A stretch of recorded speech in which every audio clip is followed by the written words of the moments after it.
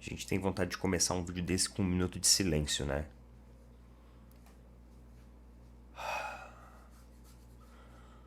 Meus amigos, é o seguinte, vamos lá, tá? Cara, é uma parada constrangedora.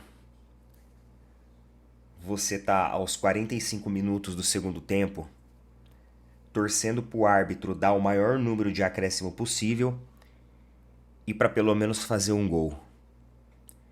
Quando você tá torcendo para pelo menos fazer um gol em um jogo que tá 1-0 pro adversário, que tá 0-0, ou que tá 2-1, ou que tá 3-2, tudo bem. Eu acho que a gente tem que se permitir sentir essa emoção. Mas quando você tá torcendo aos 45 minutos do segundo tempo para fazer um gol, para diminuir a diferença de 3 gols, aí, meu amigo, é uma parada constrangedora. Se tratando de uma equipe com mais de 700 milhões de investimento, com toda a constância técnica, é uma vergonha. É uma vergonha. O que eu falei no vídeo lá do jogo do Maracanã? Vídeo esse que teve torcedores do Palmeiras que ficaram bravos. Ficaram bravos. O que eu falei naquele vídeo? Que o Palmeiras tinha uma marcação muito espaçada. Uma linha alta e uma marcação distante, que deixou várias e várias vezes jogadores importantes livres. E que a gente nem ia discutir sobre arbitragem, porque eu ia manter a coerência de outros vídeos. A marcação do Palmeiras foi a mesma hoje. Embora o Abel ele tirou as peças, digamos assim, o que eram as maçãs, entre aspas, podres do jogo passado. O erro foi em cima do Fux. O erro foi em cima do Aníbal. Eu falei que aquele jogo era na conta do Abel. Que os jogadores até tinham tido, sim, os seus erros individuais, mas acima de tudo, nós tínhamos um erro sistêmico. O técnico não soube encaixar a equipe da devida maneira. Pois bem, foi criticado, xingado, e vocês sabem. Hoje nós vimos a mesma coisa.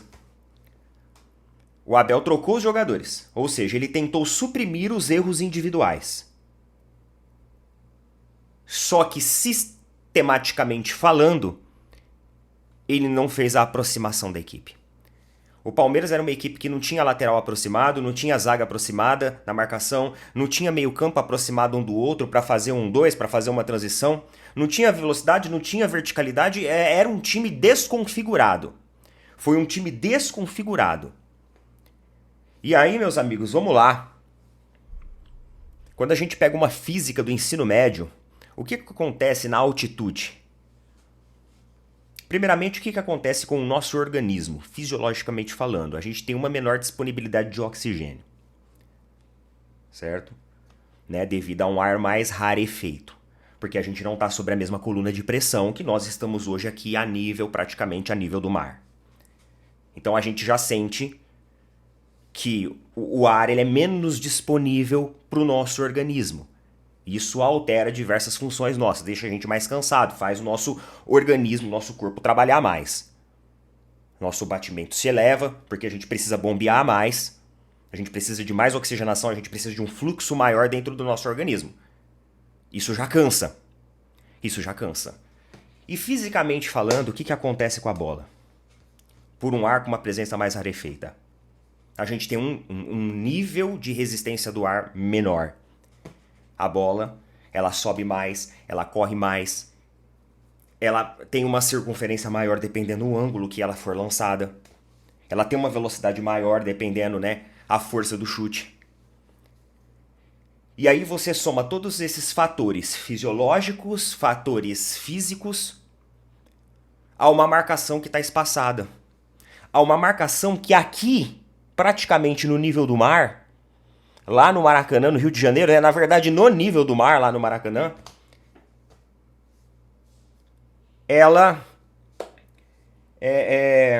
já não era boa.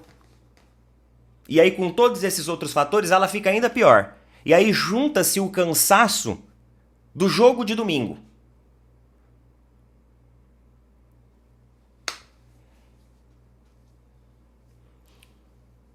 O time estava exausto em campo. O time estava morto em campo.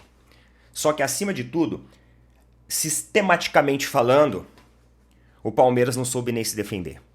Eu falei no domingo aqui que o Palmeiras jogou muito mal. Que no segundo tempo nós jogamos contra o time misto do Flamengo. Que o Flamengo tirou o pé e descansou seus jogadores. Teve gente que achou ruim. Teve gente que não, nada a ver, foi a arbitragem, foi isso, foi aquilo. Aí eu falei assim, não vamos colocar na conta da arbitragem. Quando a gente coloca as coisas na conta da arbitragem, a gente arruma ali uma muleta. Não vamos contar com essa de arbitragem.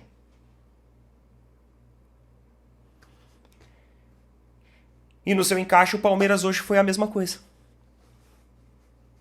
Tudo que vai no goleiro entra. Ontem eu participei de uma live lá no canal do Facincani. E eu falei, colocaria o Lomba, tem mais experiência, mais maturidade. Porque no domingo eu falei que deveria ir de Carlos Miguel. Só que o Carlos Miguel no domingo ele provou que alguns fundamentos dele ainda não estão bem amadurecidos. O time, sabe, o reflexo, a velocidade não tá legal. Não tá legal. E aí o Carlos Miguel foi novamente escalado. O Abel trocou os outros dois jogadores, o Fux e o Aníbal, e colocou o Carlos Miguel. Só que não mudou a marcação da equipe. Então assim, cara, eu não tenho nem o que falar. Eu não tenho nem o que falar. Obviamente que 3-0 é um resultado plausível de buscar. A gente pensando em viradas de chave que o Palmeiras já teve dentro do Allianz, contra São Paulo, contra Botafogo, eu acredito que sim. É plausível de buscar. Mas acima de tudo, a gente tem que entender que essa marcação, ela precisa... Cara, ela precisa encaixar. O Palmeiras não pode jogar tão solto. O Palmeiras se acostumou tanto a jogar ofensivamente, o Palmeiras se acostumou tanto nos últimos jogos ter produtividade ofensiva, que eu acho que o Abel falou assim, vamos soltar na banguela, né? Vamos baixar o freio de mão e soltar na banguela, pra ver o que vai virar. Não dá. Se a gente jogar do jeito que a gente jogou no Maracanã, se a gente jogar do jeito que a gente jogou hoje, no domingo contra o Cruzeiro, nós vamos perder em casa, no Allianz. É isso. Então não dá. Não dá. É assim, eu tô estarrecido, assim. Eu fico olhando aqui, as imagens, replay e tudo mais, pra tentar processar. Tá? Eu acho que eu não consigo nem ter concentração suficiente pra falar tudo que realmente eu quero falar nesse momento.